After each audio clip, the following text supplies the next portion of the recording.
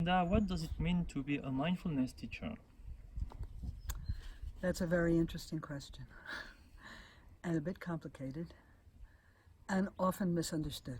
What I can do is tell you what I feel is important to be a mindfulness teacher. The bottom line is one's own practice. And I feel that it is really essential to have one's own mindfulness practice if one wants to teach others. What does that mean, though?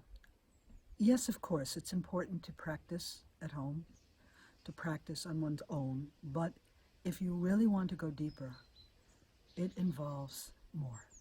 It involves, first of all, having the opportunity to receive guidance about your practice. It's also very important to be able to go on retreat regularly. What do I mean by regularly? At least once a year. Many of the teachers' associations now have the requirement in Europe that people attend at least a 5-day silent retreat once a year. Some say every 2 years.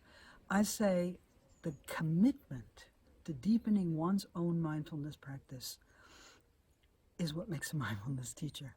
When I talk about guidance, it's very important to have a more senior person who is qualified to lead mindfulness guidance, to support you in your practice.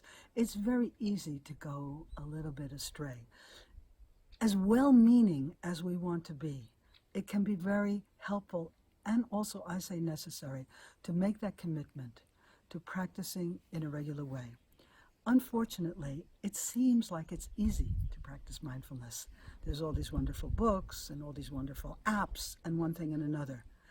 But very quickly, you notice the difference in the depth between someone who has really made the commitment to practicing regularly with guidance and someone who is using it more as a technique. Mindfulness is not a technique.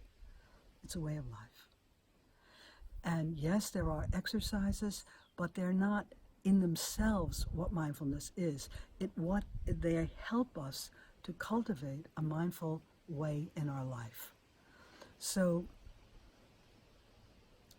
one can start, and it seems simple, and it's not easy, but it can be joyful and deep and transformative if we make the commitment to take that path.